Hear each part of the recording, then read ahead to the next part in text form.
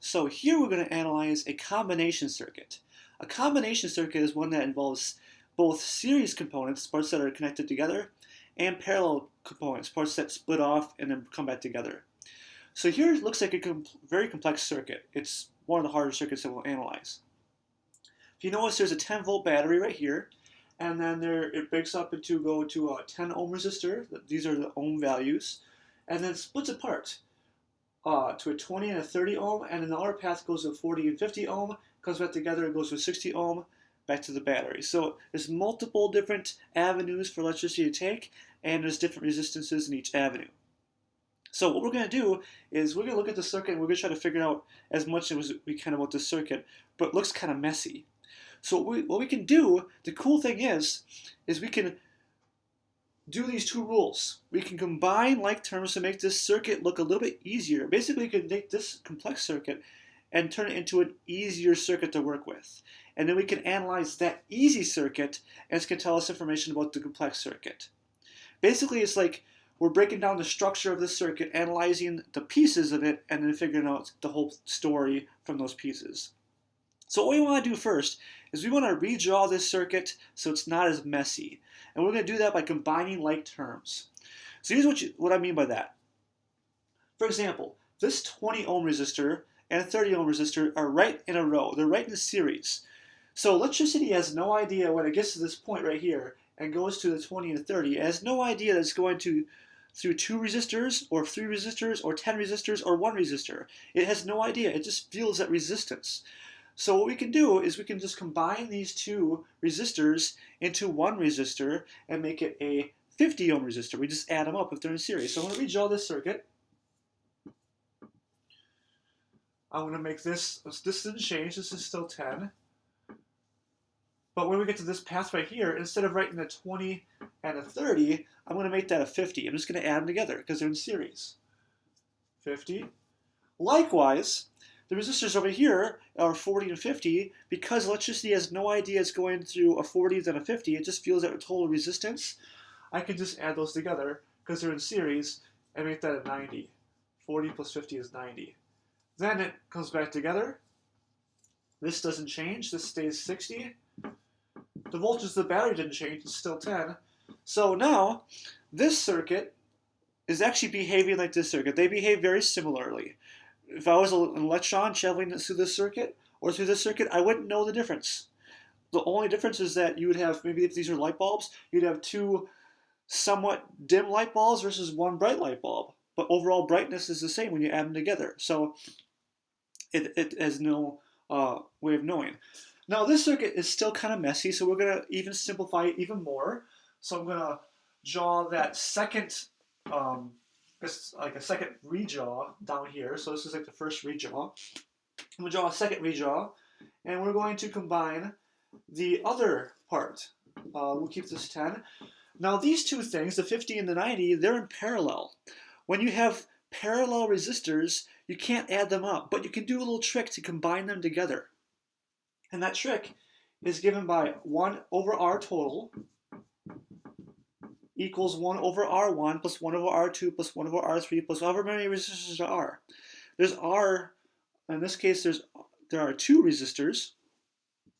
So I'm just going to do 1 over R1, which is 1 over 50, plus 1 over R2, which is 1 over 90. So when I take 1 over 50 and add to 1 over 90 and hit equals, I actually get a number that is equal to 0.031. And then 0.031 is equal to 1 over R total. Now, that's not my total resistance in that section. It's 1 over my total resistance. I have to flip that number. So if I want to solve for my total resistance, I have to, because 1 over R total is equal to this, R total is going to equal 1 over this number, just solving for R total. Well, 1 over 0.031 is 32.1. Now, it's a rounded number, but it's still pretty close to what it should be. So 32.1 is what I get when I solve for R total. So basically, this whole mess right here is behaving like a resistor with a resistance of 32.1. Then the bottom one didn't change. And the voltage of the battery also didn't change. It's still 10. Well, look at this. This circuit's way easier to analyze. Way easier to analyze than that first circuit. So let's do that. Let's analyze V, I, R, and P for this circuit. So let's do a little table. V, I, R, P. Usually I do verpit tables, but we're just going to shorten it to verp because ET, he went home. ET, sorry. Anyway, so let's call these let's call this resistor A, B, and C. So what we'll do is we'll make this little table.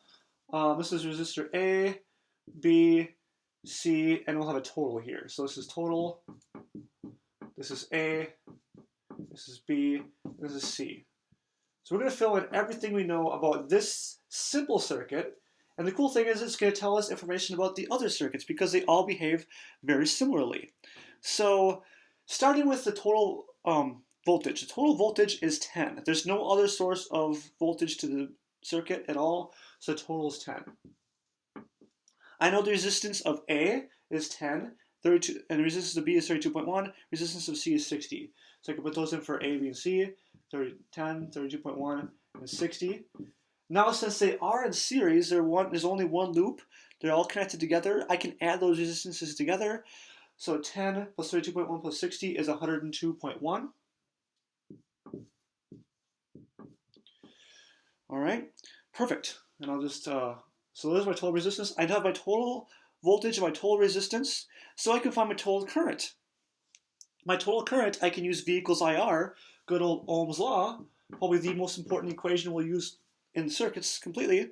V equals IR, so V is 10, R is 102.1, so solving for I get 10 over 102.1, which is 0.098, and that'd be amps.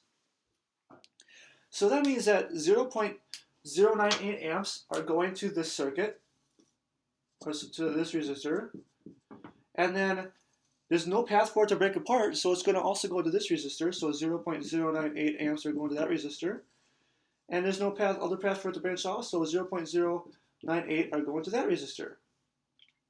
So let's fill that in. All three resistors are going to get that total current because there's no other path for it to break up. Okay. This table's starting to fill in pretty nicely. Next, I can use V equals IR again for this top row for each resistor. I can use V equals IR to get I times R, so 0.098 times 10, that's 0.98. I can use V equals IR for the next one, 0.098 times 32.1, that is going to be 3.14. And then 0.098 times 60, that's going to be 5.88. Now here's the cool thing about this. If I take 0.98 plus 3.14 plus 5.88, the voltage of this A plus B plus C, since the total voltage in any loop has to add to the voltage of the battery, well, if I take this plus this plus this, what do I get? I get 10. I get 10, and so that's one way to check your work, because the voltage in that loop has to add to the voltage of the battery.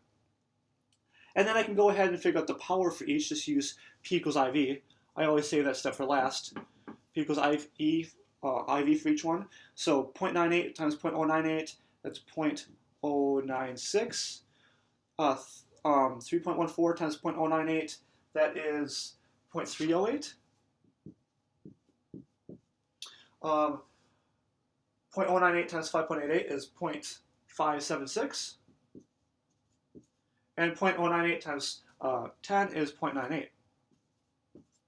Now the cool thing is I could also take this power, the 0.096, and the power of 0.308, and the power of 0.576, and add those powers up to get the total power. And indeed, if I take 0.096 plus 0.308 plus 0.576, add them together, I do get the total power of 0.98.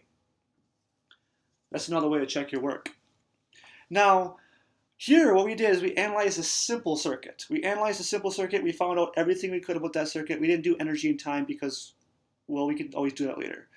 So we analyze a simple circuit, but the cool thing is that this simple circuit, the numbers from the simple circuit can get transferred to the more complex circuits. In fact, let's do that right now. Let's analyze this circuit right here. Let's say this was our starting circuit and I want to analyze it. So I'm going to erase this circuit and make a little new verbit table and analyze what I know. Let's call these resistors, let's call this A, let's call this B, let's call this C and D. Okay? So, no, let's go 1, 2, 3, 4. Not to be confused, because what we want to do is we want to, because these changed up a little bit, so let's go 1, 2, 3, 4. Let's analyze those. So let's do a little VIR. Here I'm not even worried about P anymore. Let's go P as well. And what we'll do is I'll just do resistor 1, resistor 2, resistor 3, resistor 4. I don't even care about the total at this point. I'm just going to fill in what the resistances are and the voltage and power. So what I can do is I can take information from this table and transfer it over to this table to analyze this circuit. So I know that this top one, I labeled as A before. Nothing changed about that. That 10 ohm resistor, everything about the 10 ohm resistor was the same from that easy circuit to this circuit. So I know that that's going to be 0.98, 0.098, 10, and 0.096. I know that because from my previous circuit, I didn't change any variables about that or any pieces about that part. I also know the same thing for the 60. For the 60 down here, that didn't change as well. So I know all those values for the 60, which was labeled as C before, don't change. So that's 5.88, 0.098,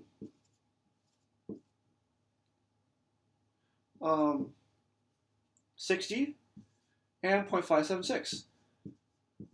I can also identify it because there's a 60 here and a 10 here, 60 here and a 10 here, so I can identify where they are in the other table. Now I have to use this table. B was the thing that we changed. If you notice, B is not on here. On this circuit, B is no longer on there. So what we do is we look at what part of this B do we know?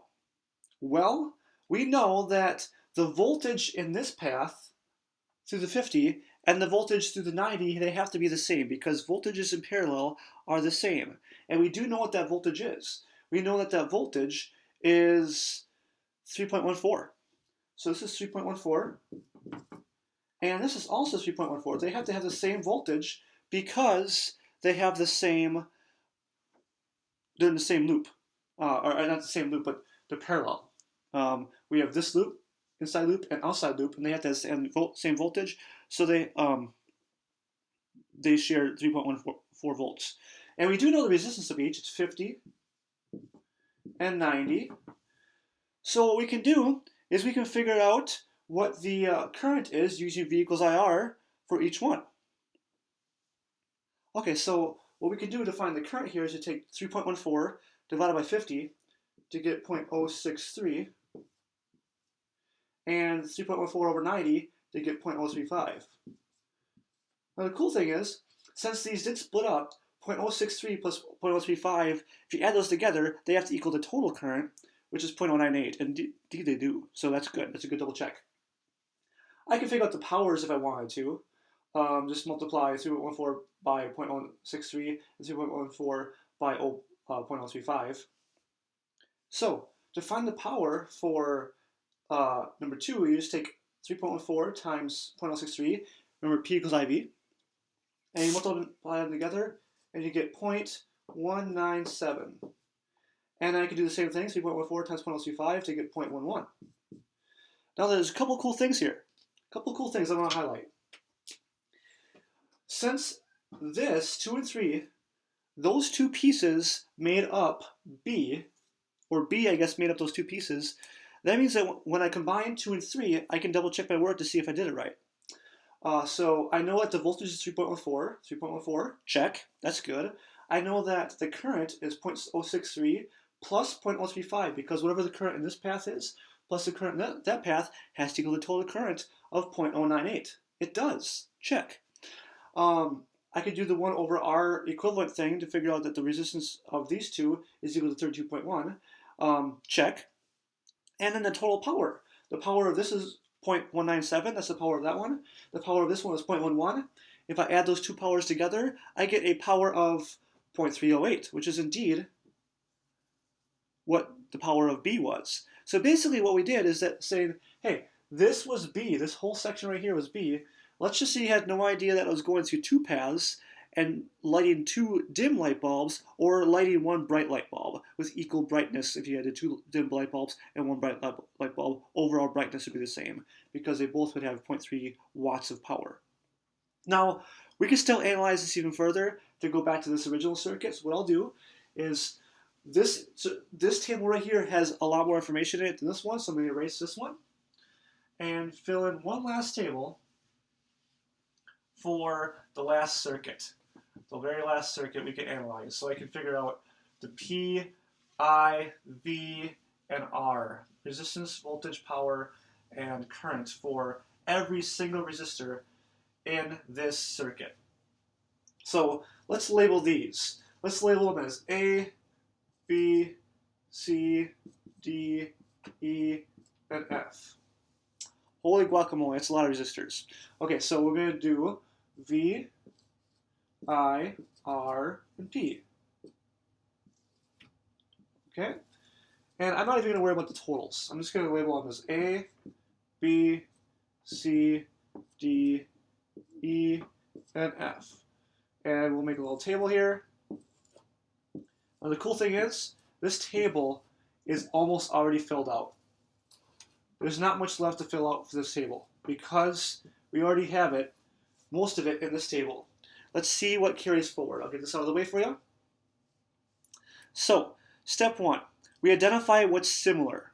Well, this 10 and this 1 are the same. Nothing about them changed when we went from one circuit to the next. So every single piece of that 1 is connected to A. Everything about 1 is the same as A. So this would be 0.98, 0.098, 10, and 0.096.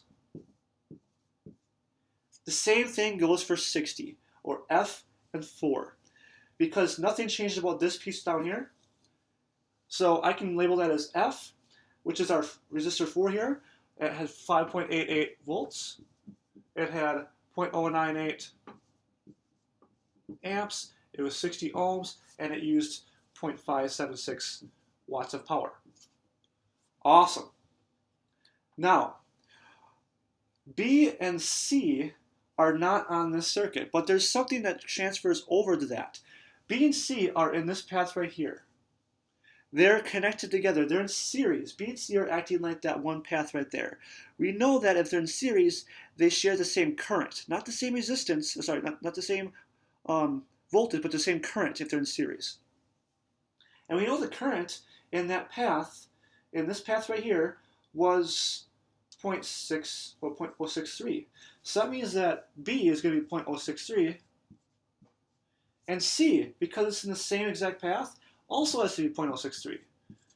They share the same current because they're both in the same path. It's not like it splits up, it's going to be the same current. Likewise, the other path for 90 has to have the same current. And the current in that path was 0.035. So both of these get 0.035 amps. Well, look at that. I can actually fill in the resistances here. They're given 20, 30, and then 40 and 50. And look at that. I can use good old V equals IR to get the top pieces filled in, and I can use good old P equals IV to get the bottom filled in. And look at that. I have every single, well, I won't do that for you. It's just V equals IR a bunch of times, and P equals IV a bunch of times. The cool thing is, we took this very complex circuit, we broke it down into pieces, and we analyzed the simpler circuit, and then we used that information to tell us information about the harder circuits. And the cool thing about this, it's like a puzzle. Once you know one piece of information, it tells you something more about that. Now, there are a couple of rules to follow, and I'm going to go through those rules right now. So, with these 4 rules and just general knowledge about things, you can analyze basically any circuit that I throw at you as long as it's just made up of resistors, batteries, and parallel and series combinations. So, step 1, when you have a complex circuit like we started with, is to combine like terms. Series resistors, you can just add them up. So if there's any resistors that are in series one after another, you can add them up. But make sure that there's nothing in between them. Parallel resistors, you have to do the 1 over R total equals 1 over R1 plus 1 over R2 plus 1 over R3, however many resistors there are. And then remember to flip it at the end, take the inverse of your of all the numbers at the end. But you can combine them into simpler parts. That's step 1, is to combine like terms to make the simpler circuit. Step 2, keep simplifying the circuit until you can get down to a real basic circuit like this, where there's only one path, where basically you can analyze just a simple series circuit like that. Once you can get down to a simple series circuit, you analyze it like a series circuit, and then you take those pieces of information from the series and you use it to tell you information about the more complex circuits. And here's how you can use that information. If the resistor didn't change from one circuit to the next, you just carry that information completely to the next or previous circuit. You just carry that exact information. Every single thing about that, the voltage, current, resistance, and power, carry every single piece of that information to the previous circuit. But for parts that are slightly different, you just have to remember these 2 different things. Current is the same for series paths, so if you have a resistance like this, where there's a wire, resistor, and they're connected in a line like that, then the current is going to be the same. So whatever current that you found for that simpler circuit, that current goes to both of those resistors, right? Last one, if they're in parallel, they have the same voltage, not the same current. So if they're in parallel like this, where they have the wire and they split up and they come back together, they have the same voltage, not the same current. So whatever voltage that you found from the previous simpler circuit, that's the voltage that you put in for that circuit. Overall, these circuits don't end up being too bad, but they just take a lot of practice. So you can also use this FET simulation to kind of build your circuits like this, and then use the voltmeter here, an ammeter, to kind of get to measurements. So if I want to measure the current, for example, I would just hover over this 0.06, 0.03, just hover over the resistor that you're wanting to know, and it'll tell you the current. And to find the voltage, you just touch one side of the resistor, the other side of the resistor, and it'll tell you the voltage. Now, if you do get a negative number, for example, you just take the positive number of that, because it's taking the difference between the two, how much voltage it uses up. So hopefully that makes sense. Another thing to keep in mind when you double check your Verbit tables is to always use like V equals IR to double check your work, and add the total powers to see if they add to the total at the end. And remember that the voltage in a loop adds up to the voltage in the battery. So for example, this voltage, if I add up the voltage of this entire loop right here, it's going to equal 10. If I add up the voltage of this entire loop right here, it's going to equal 10. And then the current in every single section of the circuit is going to add up to the total. So for example, if I take the current here, it's 0.1. Here it splits up into 2 pieces, so it's 0.06 and 0.0, well, it should be 0.04. It's rounded. So 0.03 plus 0.06 equals 0.1 when you round it. So hopefully that's a good way to double check your work. Like I said, this simulation is a great way to kind of help you guys out. But the key thing is practice. Practice these ideas. Do a lot of practice with it. Use a simulation to kind of help you check your work, check your Verbit tables, or double check those components there. And if you do all that, these things become quite fun after time. So hopefully that makes sense. Have a good day.